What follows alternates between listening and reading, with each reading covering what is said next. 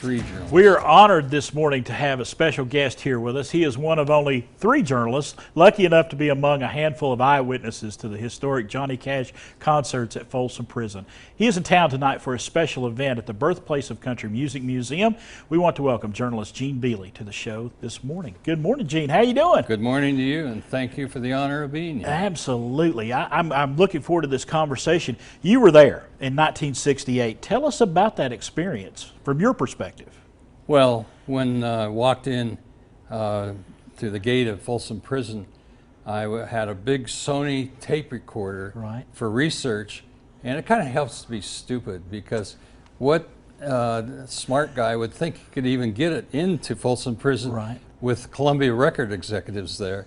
And sure, one of them did say, "You can't take that in there." And John, who I'd only met 3 days before and was starting to take pictures at his parents' house, he spoke up and said, "Yes, he can. He's my friend, and he's a reporter from the Ventura paper." And you got in there, and talk to us about that experience when the actual concerts happened. Where were you? How did you experience that concert? Well, I wish we had a picture to show you that I was sitting in the audience with the prisoners. So the first experience was I was pretty nervous. I looked around, and sure, the amazing thing was a lot of those guys look like a baby-faced guy that lives next door to you, but there were some Hell's Angels types, of course. And I thought, what's to prevent them from grabbing me and Ray Cash sitting a couple of chairs away from me and starting a riot? And then I looked up at the catwalk at the guard holding the long rifle. I felt a little bit more at ease. Talk to me about your relationship with Johnny Cash, because he was kind of at a crossroads in his career at that point when this concert happened. Yes, the paper I worked for, the Ventura Star-Free Press, had written nothing but negative stories about him for many years. You know, he lived right outside of Ventura for quite a while, in Casita Springs. And the type of stories that my managing editor had been writing about him before I got there were like Johnny Cash races through town in his Cadillac.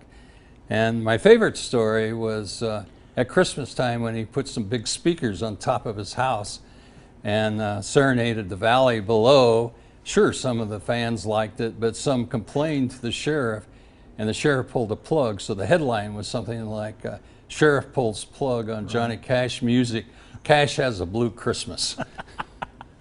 We got some pictures we're going to be showing our viewers right now. I think this picture right here kind of embodies that time period for Johnny Cash. Talk to me about him and the performance that he gave there at Folsom Prison. Well, I think it was magic, and I have a theory that the granite walls of Folsom Prison created the sound that you hear, with the sound bouncing off the walls of Folsom Prison.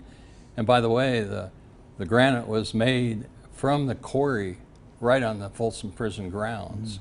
A little trivia there you go. For you there. There we go. Maybe it's a Jeopardy question. And the prisoners just really vented their glee, and they were hollering and shouting, and again, I think the guards were very nervous on the catwalk.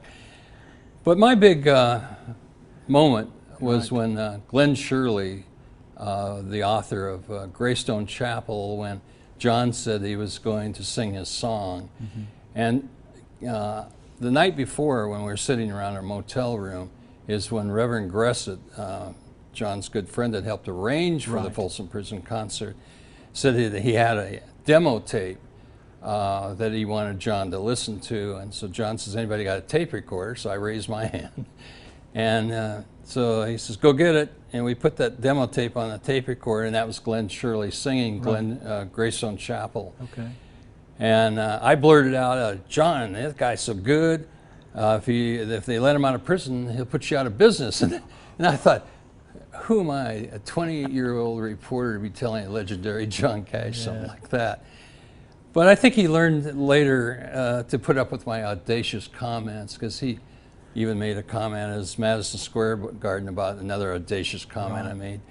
But anyhow, having that role in his selecting that, because he said, bring that recorder to my room, I'll write down the lyrics to it. I want to record this tomorrow. Right. So when it came to that actual point where he said, I'm going to play Glenn Shirley's song, Right. you know, the whole audience went berserk with a peer getting that kind of attention. Right. And that Glenn Shirley jumped out of his chair, his eyes almost bulged out of his head, and he had the happiest smile on his face I've ever seen in my life. All right. So that was a highlight of the Yeah. concert for me. Gene, man, I wish I could sit here another half hour and talk to you about this, because we could cover a lot of ground. But I appreciate you being here this morning. Good.